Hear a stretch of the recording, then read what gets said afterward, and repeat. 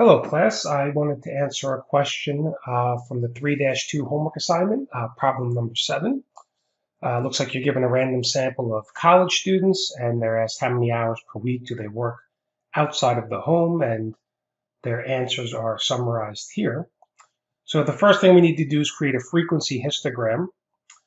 So I'm going to take the data and paste it into StatCrunch. And you'll notice in column 1, or bar 1 is my data.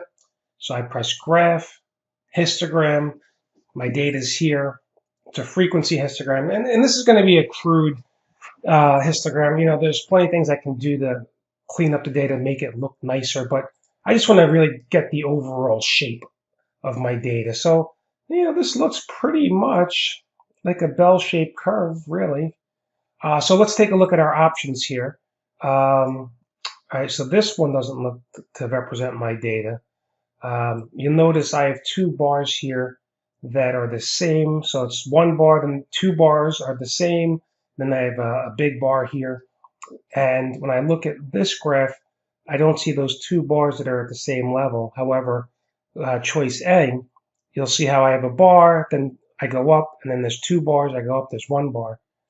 That looks like what I have here, right? One bar, two bars, and so on. So choice A is the correct choice for this problem. And then you want to say, well, is it skewed left, skewed right, symmetric? I would say this data looks symmetric, right? It looks like a bell-shaped curve. Looks like this student had originally chose this graph over here, so they didn't think that was symmetric. But this graph A does look symmetric to me, so I would choose symmetric. Next, it looks like you're asked to calculate the mean number of hours and the median number of hours.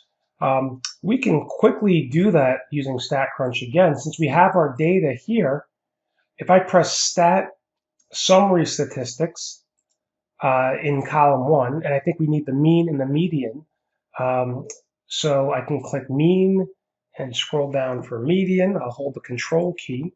I press Compute, and you see my values, 17.467 and 19 for the mean. So we can answer those two questions as well. Thank you for watching.